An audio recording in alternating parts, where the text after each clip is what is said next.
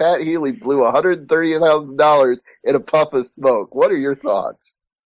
I mean, the whole thing just makes me mad. I hate stupid rules. I feel like society in general, there are a lot of people that when people break rules that are stupid, they are very quick to just blame the person for breaking the rules. And I mean, obviously in general, it's good to follow rules.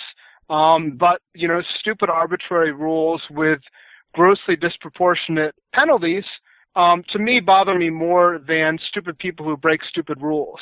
So, I mean, I just think it's a shame. I mean, yeah, the guy's an idiot for smoking pot going into a big fight like that, but I just think it's depressing that we've got a system that's so stupid that you do something as irrelevant to fighting and, you know, very unharmful to the individual involved is smoking pot, and the guy loses $130,000 of it and potentially has his fight overruled. I think the whole thing is asinine. I can't hardly argue that I think it's a stupid rule, but unfortunately, even stupid rules have to be followed in mixed martial arts, or otherwise Nick Diaz could smoke all the pot he wants and never have to worry about passing a drug test. So these guys know the system and they know the rules they have to play by when they get into it.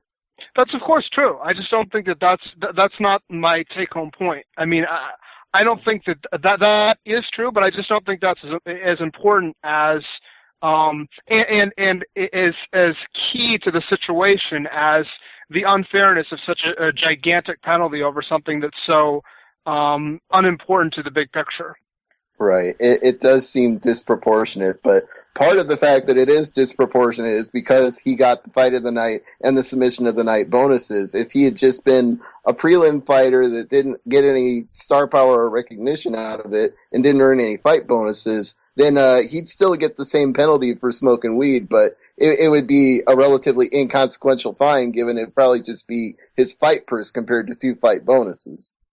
Yeah, and I mean that's part of the thing. I mean, if a guy came out there and had a lackluster fight and didn't really do anything that merited any sort of congratulations, then you know, you wouldn't necessarily feel like there was any real importance to the fact that he lost, you know, all that money. It wouldn't feel like he'd really earned anything by it. But I mean, that was really, I thought, you know, the crowning achievement of a career that's really been a, you know, sort of a tough career for Pat Healy. He's a guy who's been in tough fights from the very beginning of his career, has really worked hard to get where he is without, you know, a sparkling record, without a particularly grabbing style, and to have it all go up in smoke literally and figuratively, it just feels like a shame. I'm not.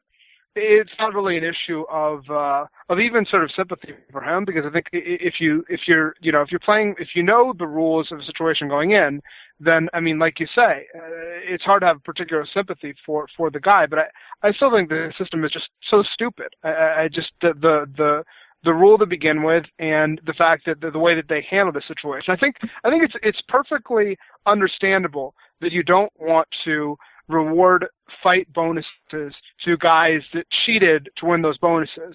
But if what you test positive for has nothing to do with your performance, in my opinion, I mean, you can talk to one of these potheads that think that it improves performance. I don't buy that.